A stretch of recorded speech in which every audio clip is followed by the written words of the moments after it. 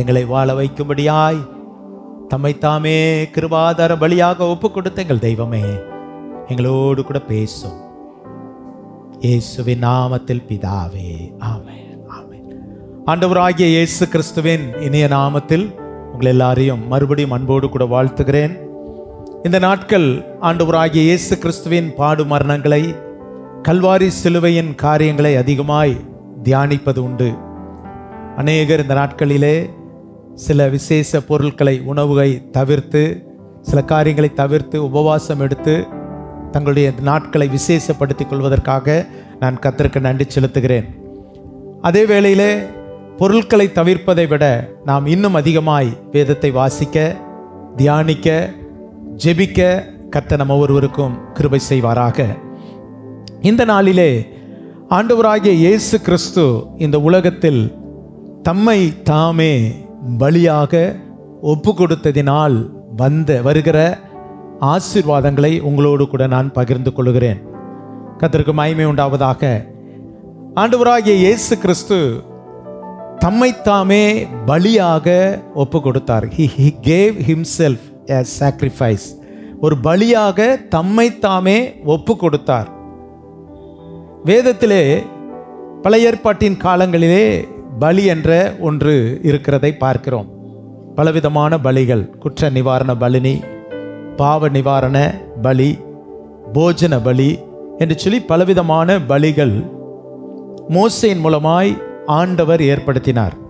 இந்த பலிகள் அந்த நாட்களிலே ஒரு மிருகத்தை, ஒரு ஆட்டையாவது ஒரு மாட்டையாவது, அல்லது இதை கொடுக்க முடியாதவர்கள் ஒரு புறாவையாவது, இதை கொடுக்க முடியாதவர்கள் ஒரு காட்டு புறாவையாவது ஆண்டவருக்கு பலியாக செலுத்த வேண்டும் என்று சொல்லி கட்டளை சொல்லப்பட்டிருக்கிறதை பார்க்கிறோம்.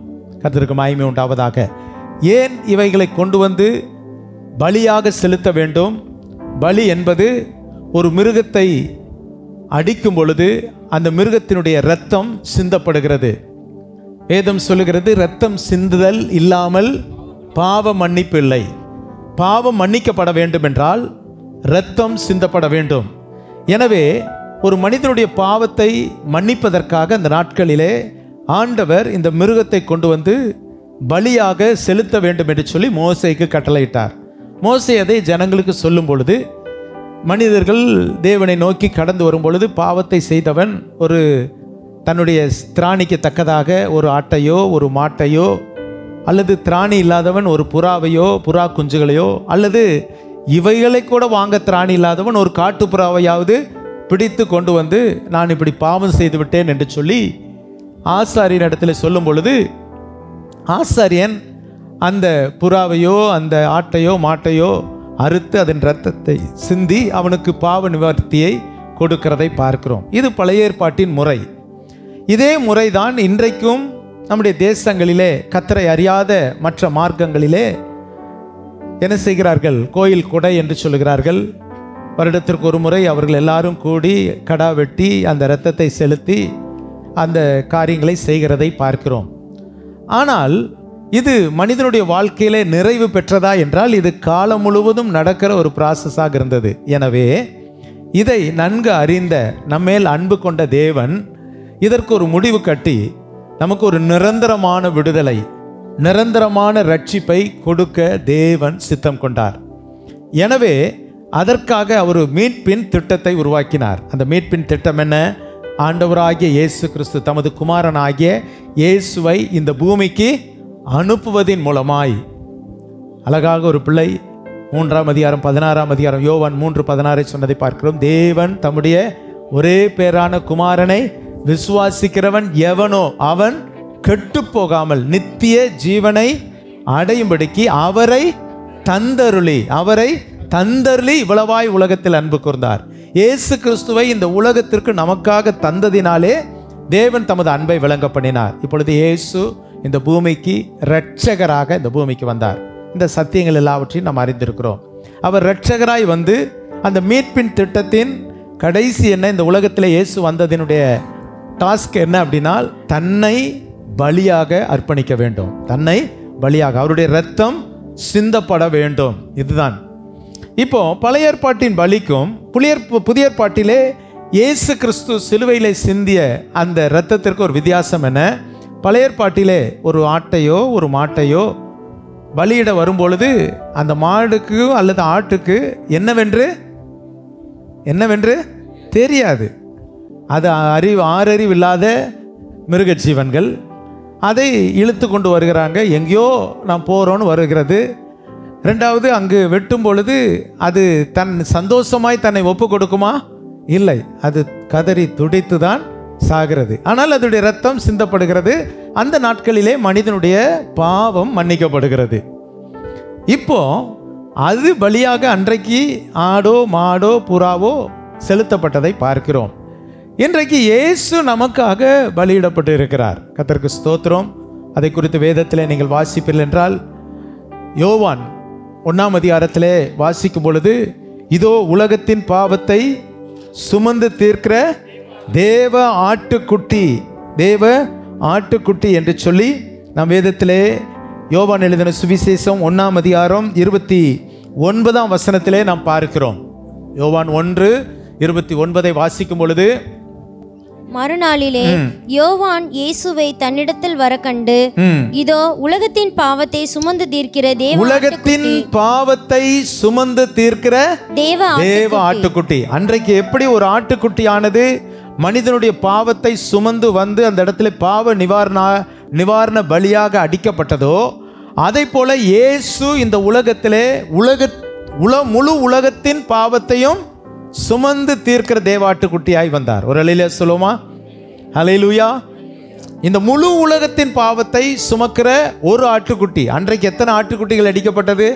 கணக்கில்லாத ஆட்டுக்குட்டிகள் அடிக்கப்பட்டது. ஒவ்வொரு மனிதனுடைய பாவத்திற்கும் அது தினந்தோறும் ஒரு மாடும் செலுத்தப்பட்டு கொண்டிருந்ததை பார்க்கிறோம். ஆனால் இந்த முழு உலகத்தின் பாவத்தை சுமந்து தீர்க்கிற ஒரே ஒரு தேவ ஆட்டுக்குட்டியாய் நம்முடைய ஆண்டவர் இயேசு கிறிஸ்து இந்த உலகத்திற்கு வந்தார். ஒரு அல்லேலூயா சொல்லுமா? ஆமென். கர்த்தருக்கு மகிமை உண்டாவதாக. எப்படிப்பட்ட பலி? கிருபாதார பலியாக. 2ஆம் அதிகாரம் 2ஆம் வசனம், 1 யோவான் 2:2, நம்முடைய பாவங்களை நிவர்த்தி செய்கிற கிருபாதார பலி. ஆமென். இப்போ இயேசு அன்றைக்கு ஆட்டுக்குட்டிகளும் மாடும் புறாவும் ரத்தம் சிந்தியது.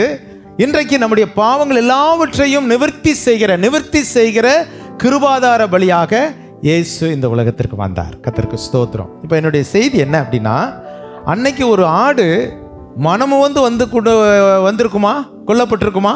இல்லை. அது மனமும் நான் இந்த மனுஷனுக்காக என் ரத்தம் சிந்துறேன் அப்படின்னு சொல்லியிருக்குமா?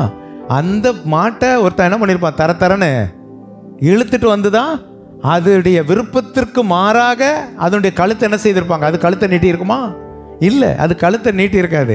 அந்த கழுத்தை பிடிச்சி அமுக்கி அதனுடைய ரத்தத்தை சிந்தி அதை அவனுடைய வலது கால் மடலும் அப்படி இப்படிலாம் அதுக்கு ஒரு ப்ரொசீஜர் இருக்குது. இங்கே தெளிக்கணும், ஆசாரின் அங்கே தெளிக்கணும். அது துடிச்சு சாகும்.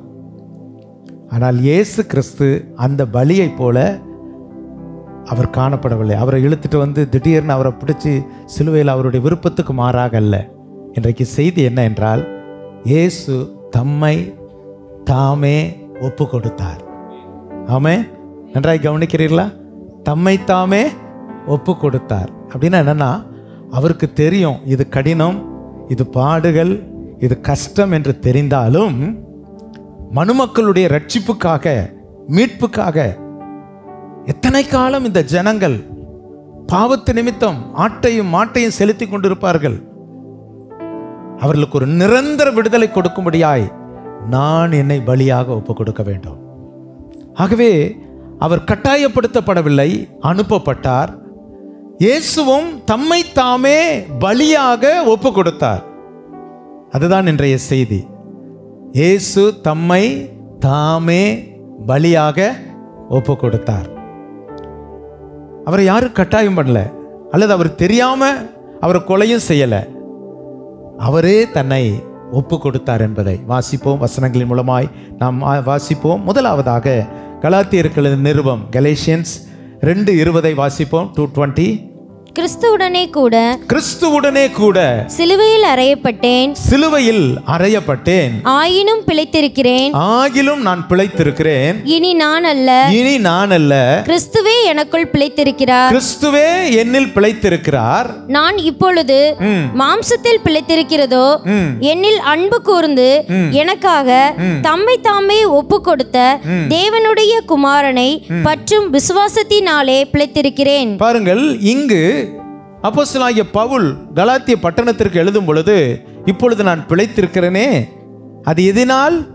என்மேல் அன்பு கூர்ந்து எனக்காக தம்மை தாமே ஒப்பு கொடுத்த. ஹல்லேலூயா. அப்போ ஆண்டவர் இந்த உலகத்திலே தம்மை பலியாக ஒப்பு கொடுத்தார். எதற்காக ஒப்பு கொடுத்தார்? ஒப்பு கொடுத்தலின் நோக்கம் என்ன? என்னில் கொண்ட அன்பு. என்னில் அன்பு கொண்டதினாலே. ஆமே. அன்பு என்ன செய்ததாம்? தன்னையே பலியாக ஒப்பு கொடுத்தது. ஆமே. இன்றைக்கு அன்புக்காக எதையும் செய்ய ஜனங்கள் முற்படுகிறார்கள். ஆனால் அந்த அன்பு நிரந்தரமாக இருக்கிறதா? இல்லை. ஆனால் ஆண்டவர் நமக்கு இந்த அன்பினால், நம்மீது வைத்த அன்பினால், எப்படிப்பட்ட சூழ்நிலையிலே அப்படின்னு பார்க்கும்போது, இன்றைக்கு நம்மெல்லாம் உலகத்தில் அன்பு கூறுகிறோம். எல்லாரும் கணவன் மனைவிக்குள்ளாய் அன்பு இருக்கிறது, பெற்றோர் பிள்ளைகளுக்குள்ளாய் அன்பு இருக்கிறது, சகோதரர்களுக்குள்ளாய் அன்பு இருக்கிறது, நெய்பர்ஸோட நல்ல அன்பாக இருப்பாங்க. எப்போ இந்த அன்பெல்லாம் சொல்லுங்க பார்க்கலாம்? நல்ல அவர்களுக்கு பொருள் வசதி எல்லாம் இருக்கும்போது அன்பை கூடும். ஒருவர் இல்லாத பொழுது, அழகு இருக்கும் பொழுது, ஒருவருக்கொருவர் விரும்பிக் கொள்கிறவர்களுக்குள்ளாய் அழகு இருக்கும்போது என்ன செய்கிறது?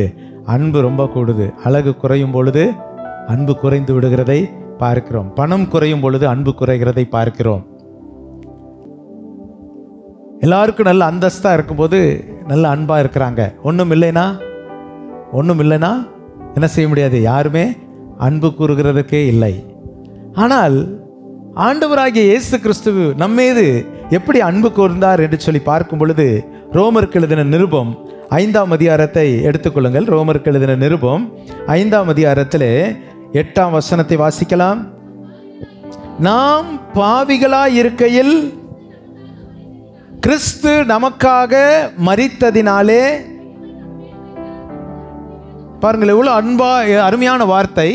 நாம் பாவிகளாய் இருக்கும் பொழுது இயேசு நம்மீது அன்பு கொண்டார். பாவியை நேசிக்க முடியுமா? யோசித்து பாருங்க. உங்கள் குடும்பத்தில் ரொம்ப மோசமான ஒரு பாவி, அவரை யாராவது நேசிப்போமா? ரொம்ப கஷ்டம் இல்லை? சொல்லி பார்த்துட்டு கடைசியில் விட்டுறோம். இந்த இடத்துல இந்த அதிகாரத்தில் 6ஆம் வசனம், 8ஆம் வசனம், அதன் பிறகு 10ஆம் வசனம், இந்த 3 வசனத்திலே 6ஆம் வசனத்திலே நாம் பலனற்றவர்களாக இருக்கும் பொழுது, when we were without strength, பலன் அல்லாதவர்களாக இருந்த பொழுது கிறிஸ்து நமக்காய் மரித்தார். 8ஆம் வசனத்திலே நாம் பாவிகளாய் இருக்கையில், when we were sin, நாம் சின்னர், நாம் பாவிகளாய் இருக்கும் பொழுது கிறிஸ்து மரித்தார். 10ஆம் வசனத்திலே நாம் தேவனுக்கு சத்துருக்களாய் இருந்த பொழுது ஆண்டவர் நம்மை நேசித்து நமக்காய் மரித்தார். ஒரு அல்லேலூயா சொல்லுவோமா? இப்படிப்பட்ட கேட்டகரியில் யாரையாவது நம்ம நேசமாக இருப்போமா? நம்ம சத்துரு. ஆனால் ஆண்டவருடைய அன்பு இதுதான். ஆண்டவருடைய அன்பு இதுதான். இப்போ பவுல் எழுதுகிறார், என்மேல் அன்பு கூர்ந்து. இந்த பவுல் மேல் ஆண்டவர் அன்பு கூறுவதற்கு பவுலிடத்தில் என்ன நன்மை இருந்தது? பவுல் என்ன செய்தார்? சபையை துன்பப்படுத்தினார், கிறிஸ்தவர்களை துன்பப்படுத்தினார், கிறிஸ்துவுக்கு விரோதமாய் செயல்பட்டான். ஆண்டவர் அவனை பார்த்து சொல்லுகிறார், முள்ளில் உதைக்கிறது உனக்கு கடினமாம், நீ துன்பப்படுத்துகிற இயேசு. அப்போ இயேசுவையே துன்பப்படுத்தினவன், அந்த துன்பப்படுத்தினவனை ஆண்டவர் வெறுக்காமல் அவனை நேசித்தார். இதுதான் கிறிஸ்துவின் அன்பு. அல்லேலூயா. கிறிஸ்து நமக்காக தம்மை ஒப்பு கொடுத்த நோக்கம் என்ன தெரியுமா? நம்மேல் வைத்த அன்பு. ஒரு உதாரணத்தை சொல்லுகிறேன். ஒரு அண்ணனும் தம்பியும் இருந்தார்கள். அண்ணன் ரொம்ப நல்லவர், ஊரில் எல்லாரிடத்துல நல்ல பேர். ஆனால் தம்பி நல்லவனே அல்ல. எப்பவும் சின்ன வயசுலேருந்து எங்கேயாவது சண்டையை விலைக்கு வைக்கிட்டு வருவான். சண்டையோடு கூட தான் வருவான், அடிதடியோடு தான் வருவான், ரத்தம் காயங்களோடு தான் வருவான், அடிச்சுட்டு இவனும் அடி வாங்கிட்டு வருவான். ஒவ்வொரு முறையும் பஞ்சாயத்து ஏற்படும் பொழுதெல்லாம் அண்ணன் முன்னின்று, சரி எனக்காக மன்னிச்சிருங்க, எனக்காக மன்னிச்சிருங்க அப்படின்னு சொல்லி தம்பியை காப்பாற்றுவாங்க. இப்படியே இருக்கும் பொழுது வளர்ந்து இவன் பெரியவன் ஆகும்போது இதை போல் ஒரு சண்டை போடும் பொழுது இவன் கோபம் வந்து ஒருவனை கொலை செய்திடறான். கொலை செய்த உடனே கையில் கத்தி இருக்குது, அந்த கொலைக்குரிய ஆதாரங்கள், சரீரம் முழுவதும் ரத்தம் இருக்கிறது. இப்போ போலீஸ் அவனை துரத்திட்டு வருது. இவன் வேகமாக ஓடி வரான். அவனுக்கு இருக்கிற எல்லா பிரச்சனை நேரத்துலையும் அவனுக்கு அடைக்கலம் கொடுத்தது ஒன்றே ஒன்று அண்ணன் தான். அண்ணன்கிட்ட ஓடி வரான், கதவை தட்டுறான். அண்ணன் கதவை திறக்கிறான். இவன் கையில் கத்தியோடு கூட இரத்தக்கரை படைந்த அந்த துணியோடு கூட நிற்கிறான். உடனே அண்ணனுக்கு புரிஞ்சிருச்சு இவன் ஏதோ கொலை செய்துட்டு வரான்னு. சரின்னு உள்ளே வான்னு சொல்லி கதவை பூட்டுறாரு. கொஞ்ச நேரத்துக்குள்ளே கதவை தட்டுற சத்தம் கேட்குது. போலீஸ் துரத்திட்டு வராங்க. இந்த கொலைகாரன் இங்கே தான் வந்தான், சீக்கிரம் கதவை தர, வெளியே வா அப்படின்னு சொல்கிறாங்க. தட்டுற சத்தத்தில் புரிஞ்சிட்டான் போலீஸ் வந்துட்டான்னு. இப்போ தம்பியை காப்பதற்கு என்ன வழி? ஒரே ஒரு வழி. அவன் காலில் விழுந்து, அண்ணன் தப்பு பண்ணிட்டேன், ஒரு முறை என்னை காப்பாற்றுங்கிறான். அவனை காப்பாற்றுறதுக்கு ஒரே ஒரு வழி, தம்பியுடைய சட்டையெல்லாம் கழட்ட சொல்கிறான். அந்த சட்டையை எடுத்து தன்னுடைய சட்டையை அவனுக்கு போட்டுட்டு அவன் சட்டையை இவன் உடுத்திக்கிறான். இவன் கையில் இருந்த கத்தியை வாங்கி இவன் கையில் வச்சுக்கிட்டான். போலீஸ் தட்டிக்கிட்டே இருக்கிறாங்க. கதவு திறந்த உடனே இவன் கத்தியோட இரத்தக்கரை படிந்த உடையோடு கூட வெளியே வரான். ஆதாரங்களோடு கூட அவனை சிக்கி அவனை கொண்டு போகிறாங்க. போகும்பொழுது போலீஸ் அவனை இழுத்து கொண்டு போகும்போது திரும்பி திரும்பி தம்பியை பார்க்குறான். தம்பியுடைய கண்களிலே ஒரு கண்ணீர் வடிகிறது. ஏனென்றால் என் மேல் கொண்ட அன்பினால் என் பழியை என் அண்ணன் ஏற்றுக்கொண்டான். அருமையானவர்களே, ஆண்டவராகிய இயேசு கிறிஸ்து நம்மீது கொண்ட அன்பினால் நம்மீது வர வேண்டிய அந்த சாபத்தை, அதனால் வருகிற தண்டனையை அவர் ஏற்றுக்கொண்டார். அதற்காக தான் தன்னைத்தானே ஒப்பு கொடுத்தார். இயேசுவை தெரியாம சுடல, தெரியாம அவரை சிலுவையில் அறையல. அவருக்கு இந்த வேதனையெல்லாம் தெரியும். அந்த வேதனையுடைய ஒரு காலகட்டத்தில் அவர் சொன்ன வார்த்தை, என் தேவனே ஏன் என்னை கைவிட்டீர். கெத்செமனே தோட்டத்திலே நடக்க போகிற பாடுகளை குறித்து அவர் வேதனைப்படும் பொழுது ஒரு ஜெபத்தோடு கூட ஒரு வார்த்தை சொல்கிறார், பிதாவே இந்த பாத்திரம் என்னை விட்டு நீங்க கூடுமானால் நீங்கும்படி செய்யும், ஆகிலும் என் சித்தம் அல்ல உம்முடைய சித்தத்தின்படி ஆக கடவுது. அப்படி என்றால் இந்த வசனத்தின் அடிப்படையில் நாம் பார்க்கும் பொழுது இயேசுவுக்கு இது தாங்கக்கூடாது. ஏனென்றால் இயேசு கிறிஸ்து தேவகுமாரனாய் இருந்தாலும் இந்த உலகத்திலே அவர் முழுக்க ஒரு மனுஷகுமாரனாய் வாழ்ந்தார். தேவகுமாரன் தான் அற்புதங்களை செய்கிற அந்த வல்லமை அவரிடத்தில் வெளிப்பட்டது. தேவகுமாரன் தான், ஆனால் அவர் மனுஷகுமாரனாய் காணப்பட்டார். அவருக்கு வேதனை என்றால் தெரியும், பசி என்றால் என்ன என்று தெரியும், களைப்பு என்றால் என்ன என்று தெரியும். அவர் இளைப்பாறினார் என்று எழுதப்பட்டு இருக்கிறது, அவர் பசியாய் இருந்தார் என்று எழுதப்பட்டு இருக்கிறது. எல்லா உணர்வுகளும் உடையவர். அது ஏதோ அவர் தேவகுமாரனாய் ஒரு மகிமை நிறைந்தவராய் இல்லை, மனித குமாரனாய்த்தான் வந்தார். ஆகவே அருமையானவர்களே, இந்த ஆண்டவர் இந்த பாடுகளை நமக்காக சுமந்தார், அதை ஏற்றுக்கொண்டார், தன்னை ஒப்பு கொடுத்தார். இந்த பாடுகள் கடினம் என்று தெரிந்தோம், நம்மேல் வைத்த அன்பினால் அவர் தம்மை தாமே ஒப்பு கொடுத்தார். ஒரு அல்லேலூயா சொல்லுமா? இதுதான் இயேசு கிறிஸ்துவின் அன்பு. ஹல்லேலூயா. நம்மேல் அன்பு கூர்ந்து தம்மை தாமே நமக்காக ஒப்பு கொடுத்தார். ஆமென். இரண்டாவதாக, இயேசு இந்த உலகத்திலே தம்மை தாமே ஒப்பு கொடுத்ததின் விளைவாய் நமக்கு கிடைத்த நன்மைகள் என்ன? தீத்துவின் புஸ்தகம் 2ஆம் அதிகாரம் 14ஆம் வசனம். Book of Titus chapter 2 verse 14. அவர் நம்மை சகல அக்கிரமங்களில் நின்று மீட்டுக்கொண்டு, பாருங்கள், அக்கிரமங்களில் நின்று மீட்டுக்கொண்டு தமக்குரிய சொந்த ஜனங்களாகவும் தமக்குரிய சொந்த ஜனங்களாகவும் நற்கிரியைகளை செய்ய பக்தி வைராக்கியம் உள்ளவர்களாகவும் நம்மை சுத்திகரிக்கும்படி நமக்காக தம்மை தாமே ஒப்பு கொடுத்தார். ஆண்டவர் தம்மை தாமே ஒப்பு கொடுத்ததின் விளைவாக நமக்கு ஏற்படுகிற இரண்டாவது ஆசீர்வாதம், முதலாவது அன்பு கூர்ந்தார், அன்பு கூர்ந்து ஒப்பு கொடுத்தார். இரண்டாவதாக நம்மை மீட்டு கொண்டார். அன்பு என்ன செய்கிறது? மீட்கிறது. அன்பு என்ன செய்கிறது? மீட்கிறது. ஒரு ரொம்ப நேசிக்கிறோம்.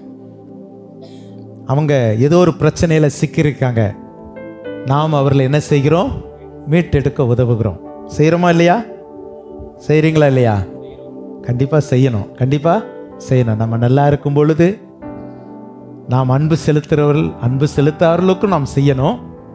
ஆனால் மீட்டுக்கொள்கிறோம். அந்த அன்பு என்ன செய்கிறது? ரெண்டாவது, இயேசு தம்மைத்தாமே ஒப்பு கொடுத்ததினால் நமக்கு செய்கிற ரெண்டாவது காரியம், நம்மை மீட்டு கொண்டார். நம்ம என்ன பண்ணார்? மீட்டு கொண்டார். சகல விதமான அக்கிரமத்தில் என்று. அப்போ நன்றாய் படைக்கப்பட்ட மனிதன் இப்பொழுது அக்கிரமக்காரனாய் மாறுகிறான். மனிதனை படைக்கும் பொழுது ஆண்டவர் அவனை அக்கிரமக்காரனாய் படைக்கவில்லை. அவனை பூரணராக, தேவ சாயலாக, தேவ மகிமையினால் நிறைந்தவனாக தான் ஆதாம் ஏவாளை படைத்து ஏதேன் தோட்டத்திலே வைத்தார். அவங்க 2 பேரும் நிர்வாணிகளாக இருந்தாங்க. அவங்க வெட்கப்படலை. காரணம், அவங்க மகிமையின் சரீரத்தினால் மூடப்பட்டிருந்தார்கள். ஆனால் ஒரு நாள் அவங்க பாவத்தில் விழும் பொழுது, அப்பொழுது அவர்கள் ஆண்டவருடைய சத்தத்தை கேட்க முடியாமல் ஒளிந்தார்கள். காரணம், தேவ சத்தத்திற்கு விரோதமாய் கீழ்ப்படியாமல் போனது நிமித்தமாய் மகிமையை இழந்தார்கள். இப்பொழுது அவன் ஒரு அக்கிரமத்திற்குள்ளாய் வருகிறதை பார்க்கிறோம். மீறுதல் என்ற அக்கிரமத்துக்குள் வந்தான். அன்னையிலிருந்து தேவனுக்கு சொந்தமான இந்த மனிதன் பாவத்திற்கு அடிமையாய் மாறிவிட்டான். இப்போ அடிமையாய் மாறினவனை மீட்க வேண்டும். அதற்கு தான் பழைய ஏற்பாட்டின் காலத்திலே இந்த பலி என்ற முறையை கொண்டு வந்து மீட்கும் திட்டத்தை தேவன் கொண்டு வந்தார். ஆனால் புதிய ஏற்பாட்டின் காலத்திலே நம்மை அக்கிரமத்திலிருந்து மீட்கிற தேவனாக மீட்டார். ஒரு உதாரணம், நம்மிடத்திலே ஒரு நல்ல நம்முடைய பொருள், நம்முடைய நகை, நல்ல ஒரு நகை எங்கே போகுது? அடகு கடைக்காரன் கடைக்கு போகுது. நம்ம பொருள் தான். ஆனால் பான் புரோக்கர்கிட்ட போன உடனே என்ன ஆகுது? அது அவனுடைய சொத்தாக மாறுது. உங்கள் பொருள் தான் அங்கே இருக்குது. இப்போ திரும்ப உங்கள் பொருளாக அது வரணும்னா அந்த அடகு கடைக்காரங்கிட்ட இருந்து நீங்கள் என்ன பண்ணணும்? மீட்கணும். அப்படி தானே சொல்லப்பட்டிருக்கு, மீட்கணும். நம்ம என்ன சொல்கிறோம்? எப்படியாவது இந்த நகையை மீட்டணும், இந்த நகையை மீட்கணும் அப்படின்னு சொல்கிறோம். அந்த மீட்க வேண்டும் என்ற ஒரு பதம் நம்ம பொருள் தான். ஆனால் அவன்கிட்ட போனதுனால அவனுடைய பொருளாக மாறிடுச்சு. ஆனால் நம்மால் அதை மீட்க முடியும். எப்பொழுது? அதற்குரிய கிரயத்தை செலுத்தும் பொழுது, அதற்குரிய வாங்கின பணத்தை வட்டியும் முதலுமா சேர்த்தும் பொழுது அதை மீட்க முடியும். நம்ம மீட்காத வர நம்ம பொருள் அவங்ககிட்ட இருக்குது. பொதுவாக உலக வார்த்தையில் அது சொல்லுவாங்க, மீட்காமல் போனால் அது என்ன ஆயிருமாமா? முங்கிரும். அப்படி தானே சொல்கிறாங்க. நகை என்ன பண்ணிருச்சு? முங்கிருச்சு. தண்ணியிலையா முங்கிருச்சு? உங்கள் கடனில் மீட்க முடியாமல் மூங்கிருது. இப்போ அதை மீட்க வேண்டும் என்றால் அதற்கு கிரயம் செலுத்த வேண்டும். உங்களால் செலுத்த முடியல. உங்கள் நண்பர் ஒருவர் உங்கள் மேலே அன்பு வச்சு உங்களுக்கு ஒரு தொகையை கொடுத்து அந்த நகைக்குரிய பணத்தை கட்டின உடனே அந்த நகை என்ன பண்ணுகிறது? மீட்கப்படுகிறது. இப்போ யாருக்கு சொந்தம்? உங்களுக்கு சொந்தம். உங்கள் கையில் கொடுக்கிறார். அதை போல தான் அவருடைய ஜனங்கள் இப்பொழுது சிக்கப்பட்டு விட்டார்கள். பாவத்திலே சிக்கப்பட்டு விட்டார்கள், அக்கிரமத்திலே சிக்கப்பட்டு விட்டார்கள். அவர்களை மீட்க வேண்டும் என்றால் இயேசு தம்மைத்தாமே பலியாக ஒப்பு கொடுக்க வேண்டும். அவர் கொடுத்ததினாலே நாம் எல்லாரும் அக்கிரமத்தில் என்று மீட்கப்பட்டோம். மீட்கப்பட்டதின் விளைவு என்ன? மூன்றாவது ஆசீர்வாதம், அவருக்குரிய சொந்த ஜனங்களாய் மாறிவிட்டோம். இப்ப நம்மலாம் யாரு? அவருக்குரிய சொந்த ஜனம். அல்லேலூயா. அதனாலதான் பாட்டு பாடுறோம், இந்த பார்தலத்தின் சொந்தக்காரர் என் உள்ளத்தில் சொந்தமாகிவிட்டார். எப்படிங்க இயேசு எனக்கு சொந்தமானார்? என்னை மீட்டு கொண்டார். இப்பொழுது நான் யாருக்கு? அவருக்கு சொந்தம். அல்லேலூயா. ஆண்டவருடைய சொந்தக்காரங்களும் ஒரு அல்லேலூயா சொல்லுங்க பார்க்கலாம். இயேசு நம்மை மீட்டு கொண்டார். நம்ம எல்லாரும் ஆண்டவருடைய சொந்தக்காரர்கள். அவருடைய சொந்த ஜனங்களாய் மாறுவதற்காக நம்மை மீட்டு கொண்டார். அப்போ மூணாவது ஆசீர்வாதம், இயேசு தம்மைத்தாமே ஒப்பு கொடுத்ததின் மூன்றாவது ஆசீர்வாதம், அவருடைய சொந்த ஜனங்களாய் மாறுவதற்காக. இன்றைக்கு நம்ம எல்லாரும் பெருமையாய் சொல்லணும், நான் என் இயேசுவின் சொந்தக்காரர். ஆமே.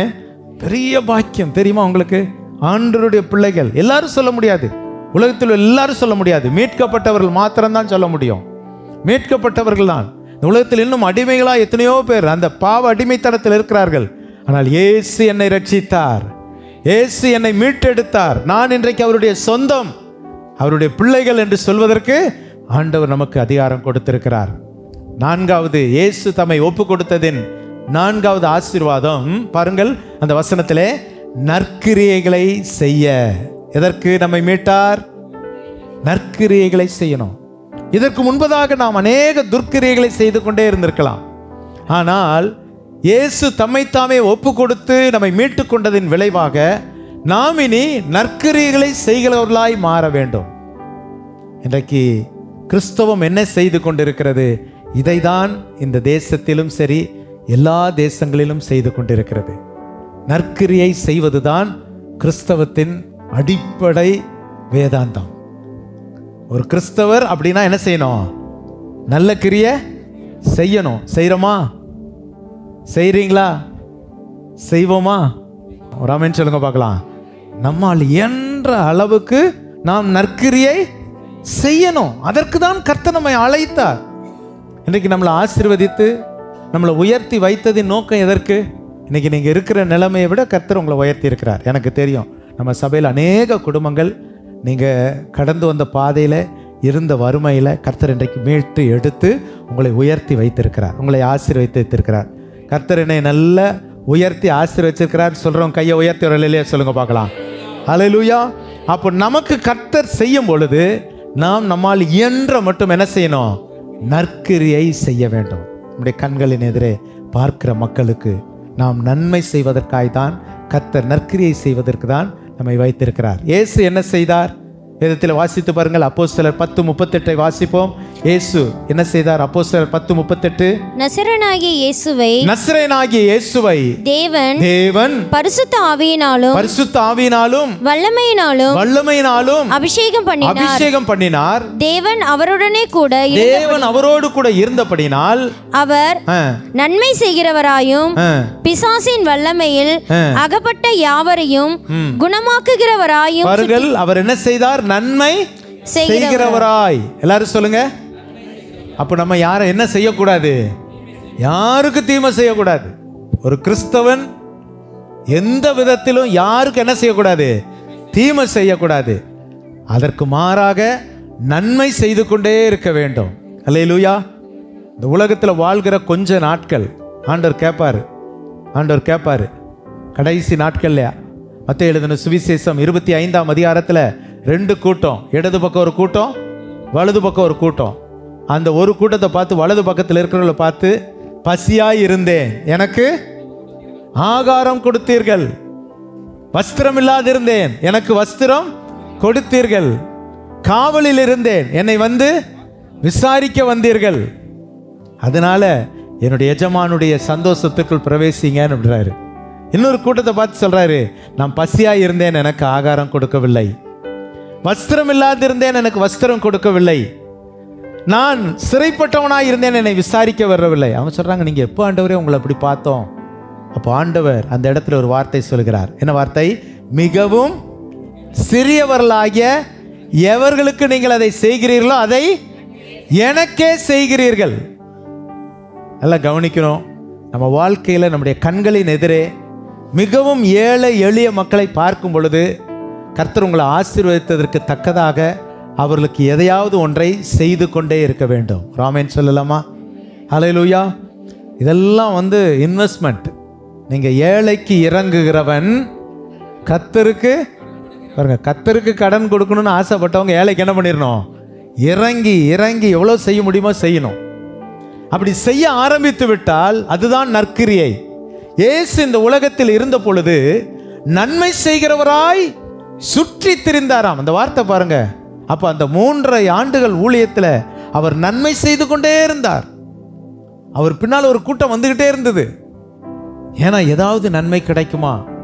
இன்றைக்கும் நம்மளை தேடி அப்படி வரணும். நம்ம கிட்ட ஒரு நன்மையும் கிடைக்கல, கொடுக்கல அப்படின்னா யார் நம்ம பக்கம் வருவாங்க? நம்ம கொடுக்கிறவர்களா இருந்து பழகுவோம். கொடுக்க அது ஏழைக்கு கொடுக்க கர்த்தர் ஆசீர்வதிப்பார். திருச்சபை அதை செய்யணும். நம்முடைய தேசத்தில் இவ்வளோ பெரிய பெரிய கல்லூரிகள், ஹாஸ்பிட்டல்ஸ், ஹாஸ்டல்ஸ் இதெல்லாம் எழும்பினதற்கு காரணம் என்ன? அவங்க எல்லாம் தங்களை அர்ப்பணித்து இந்த உலகத்தில் வந்து, இந்த இந்தியாவில் வந்து அவங்க நல்ல குளிர்ந்த நாடை விட்டுட்டு இந்த வெயில் நிறைந்த நாட்டில் வந்து தங்களை அர்ப்பணித்தார்கள், தங்களை கொடுத்தார்கள். தங்களுடைய நற்கிரியை இன்றைக்கு அவர்களை உயர்த்தி வைத்திருக்கிறது. சிஎம்சி எடுத்துக்கொள்ளுங்க. சிஎம்சியால் எத்தனை டாக்டர்ஸ், எத்தனை நர்சஸ் உலகமெங்கும் இருக்கிறாங்களே. எதனால? அன்றைக்கு ஒரு பெண்மணி தன் வாழ்க்கையை அர்ப்பணித்து இந்த பகுதிக்கு வந்ததுனால, தன்னை அர்ப்பணித்ததுனால தான் இன்னைக்கு இவ்வளோ பெரிய ஆசீர்வாதங்கள். ஆமென், ஹல்லேலூயா. நன்மை செய்வதற்காய்த்தான் இயேசு தம்மை ஒப்பு கொடுத்தார். ஆமென், ஹல்லேலூயா. கடைசியாக நாம் பார்க்கும் பொழுது எபேசியர் 5ஆம் அதிகாரம் 27ஆம் வசனம். எபேசியன்ஸ் 5:27. கரைத்திரை முதலானவைகள் ஒன்றும் இல்லாமல் பரிசுத்தமும் பிழையற்றதுமான மகிமையுள்ள சபையாக அதை தமக்கு முன் நிறுத்திக் கொள்வதற்கு தம்மைத்தாமே அதற்காக ஒப்பு கொடுத்தார். தம்மைத்தாமே ஒப்பு கொடுத்தார். நன்றாய் கவனிங்கள். ஆண்டவர் தம்மைத்தாமே எதற்கு ஒப்பு கொடுத்தார்? நாம் பரிசுத்தம் உள்ளவர்களாய் இருப்பதற்காக, பிழையற்றவர்களாய் இருப்பதற்காக. கிறிஸ்தவம் போதிப்பது என்ன? பரிசுத்தமா இருங்க, கரைதிரை பிழை எதுவும் ஏற்படாதபடிக்கு காத்து கொள்ளுங்க. வேலை செய்கிற இடத்துல எத்தனையோ பேர் வேலை செய்யலாம். ஒரு கிறிஸ்தவன் பிழையற்றவனாய் இருக்க வேண்டும், குற்றமற்றவனாய் காணப்பட வேண்டும். ஆமென், ஹல்லேலூயா. தானியேலின் புஸ்தகத்திலே நீங்கள் வாசிப்பீர்கள் என்றால், தானியேலை குறித்து விதமாய் சொல்லப்பட்டு இருக்கிறது. எடுப்போம். தானியேலின் புஸ்தகம் 6ஆம் அதிகாரம் 4ஆம் வசனம் வாசிங்க. அப்பொழுது பிரதானிகளும் தேசாதிபதிகளும் ராஜ்யத்தின் விசாரிப்பிலே தானியேலை குற்றப்படுத்தும்படி முகாந்தரம் தேடினார்கள். ஆனாலும் முகாந்தரத்தையும் குற்றத்தையும் கண்டுபிடிக்க அவர்களால் கூடாதிருந்தது. நல்லா கவனிங்க. ஒரு கம்பெனில வேலை செய்றீங்க, ஒரு ஆபீஸ்ல வேலை செய்றீங்க, எதுலயோ ஒண்ணுல இருக்கிறீங்க. உங்களை என்ன செய்வாங்க? குற்றம் கண்டுபிடிக்க தேடுவாங்க. என்ன விதத்தில் உங்களை குற்றம் கண்டுபிடிக்கலான்னு. ஆனால் குற்றம் கண்டுபிடிக்க முகாந்திரத்தை தேடியும் ஒன்றையும் காணவில்லை. மற்றவங்க தேடி கண்டுபிடிச்சாங்கன்னா பிரச்சனையே இல்லை. நீங்க மாட்டிட்டீங்கன்னா என்ன சொல்லுவாங்க தெரியுமா?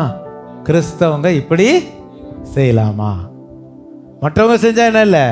அப்ப அவங்க பார்வையில் கிறிஸ்தவங்க என்ன செய்ய மாட்டாங்க? தப்பு செய்ய மாட்டாங்க, குற்றம் செய்ய மாட்டாங்கன்னு அவங்க நினைவில் இருக்குது. அந்த ஹிஸ்டரியை நம்ம மாத்திரக்கூடாது. எத்தனை பேர் தப்பு செய்தாலும் சரிங்க, நான் செய்ய மாட்டேங்க, நான் குற்றம் செய்ய மாட்டேன், நான் சம்மதிக்க மாட்டேன். அந்த வசனத்தை வாசிப்போம். அவன் உண்மையுள்ளவனாய் இருந்தபடியினால் அவன் மேல் சுமத்த யாதொரு குற்றமும் குறையும் காணப்படவில்லை. ஒரு அல்லேலூயா சொல்லுமா? பாருங்கள், ஆண்டவர் நம்ம எதற்கு தம்மைத்தாமே ஒப்பு கொடுத்தார்? என்னுடைய இரத்தத்தினால் மீட்கப்பட்ட ஜனங்கள், என்னுடைய சொந்த ஜனங்கள் பரிசுத்தம் உள்ளவர்களாய், குற்றமற்றவர்களாய், பிழையில்லாதவர்களாய் இருக்க வேண்டும். தப்பு செஞ்சாதாங்க உயர்வுலாம் வருங்க. கொஞ்சம் எசைஞ்சு போனாதான் என்ன வரும்? பதவி உயர்வு வரும். அப்படின்னா அப்படிப்பட்ட ஒரு பதவி உயர்வு நமக்கு என்ன இல்லை, தேவையில்லை. நீங்க உண்மையா இருக்கும்போது ஒரு நாள் கர்த்தர் நிச்சயமாய் உயர்த்துவார். தானியேலை கர்த்தர் உயர்த்தினார். அதுக்கு முந்தைய எங்க போகணும்? கொஞ்சம் சிங்க கெபிக்குள்ள போய் தான் ஆகணும். உண்மையா இருந்தா கொஞ்சம் என்ன இருக்கும்? பாடு வரும். அதன் பிறகு ஒரு மகிமை வரும். பாருங்க, கர்த்தர் எல்லாருக்கும் மேலாக ராஜா தானியேலை வணங்கினானாம். அல்லேலூயா. நீங்க உண்மையா இருந்தீங்கன்னா உங்க மேனேஜர் கூட உங்க காலில் விழுந்துருவாரு. நடக்கும். நம்ம தேவனுக்கு உண்மையாய் இருப்போமானால். ஆமென். கடைசியாக கர்த்தர் தம்மைத்தாமே ஒப்பு கொடுத்ததின் விளைவு இந்த வசனத்தின் கடைசி பகுதி. அவருக்கு முன்பாக மகிமை உள்ள சபையாக நிற்கும்படி. பாருங்கள், எபேசியர் 5:27. அவருக்கு முன்பாக எப்படி? மகிமை உள்ள சபையாக நிற்கும்படி அவருக்கு முன்பாக எப்படி நிற்கணும்? ஒரு நாள் ஆண்டவருக்கு முன்பாக நம்ம நிற்க வேண்டியது இருக்க வேண்டும். ஆமென். எல்லாருக்கும் ஒரு நம்பிக்கை இருக்குது. ஒரு நாள் எல்லாரும் என்ன பண்ணணும்? சிங்காசனத்துக்கு முன்பாக நிற்கணுமா நிற்கக்கூடாதா? கண்டிப்பாக நிற்கணும். அன்றைக்கு எல்லாரும் நிற்கணும். அப்போ எப்படி நிற்கணும் தெரியுங்களா? ஒரு மகிமை உள்ள சபையாக, மகிமை உள்ள மனவாட்டியாக. ஹல்லேலூயா. ஏன்னா உனக்காக என்னை ஒப்பு கொடுத்தேன், அதனுடைய விளைவு ஒரு மகிமை உள்ள சபை அவருக்காக நிற்கிறது. எத்தனையோ பேர் இந்த உலகத்தில் லூசிபரை வணங்கி அந்த எரிகிற நரகத்தில் இருக்கலாம். ஒரு கூட்டம் மகிமையுள்ள சபையாக நிற்கும். அதற்காக தான் தன்னை ஒப்பு கொடுத்தார். ஹல்லேலூயா. தம்மைத்தாமே பலியாக ஒப்பு கொடுத்தார். இப்போ சொல்லுங்க பார்க்கலாம், இயேசு தம்மைத்தாமே பலியாக ஒப்பு கொடுத்ததின் முதல் காரணம் நம்மில் அன்பு கூர்ந்து, நம்மில் அன்பு கூர்ந்து. இரண்டாவதாக அக்கிரமத்திலிருந்து நம்மை மீட்டுக் கொள்வதற்காக. மூன்றாவதாக அவருடைய சொந்த ஜனங்களாக நம்மை மாற்றும்படியாக. ஆமென். நான்காவதாக நற்கிரியைகளை செய்வதற்காக, நற்கிரியைகளை செய்வதற்காக. ஐந்தாவதாக நாம் பார்க்கும் பொழுது பரிசுத்தமாய் வாழ்வதற்காக, பரிசுத்தமாய் வாழ்வதற்காக. ஆறாவது நாம் அவருக்கு முன்பாக நிற்க வேண்டும். எப்படி? மகிமையுள்ள சபையாக. ஆமென். அதற்காக தம்மைத்தாமே ஒப்பு கொடுத்தார். தம்மைத்தாமே he gave himself a sacrifice. ஒரு பலியாக தன்னை ஒப்பு கொடுத்தார். எவ்வளோ அருமையான வார்த்தை பாருங்க. ஆண்டவர் என்னோடு கூட இந்த வார்த்தைகளை கொண்டு பேசினார். உனக்காக நான் என்னை ஒப்பு கொடுத்தேனே, நீ எனக்காக என்ன செய்வாய்?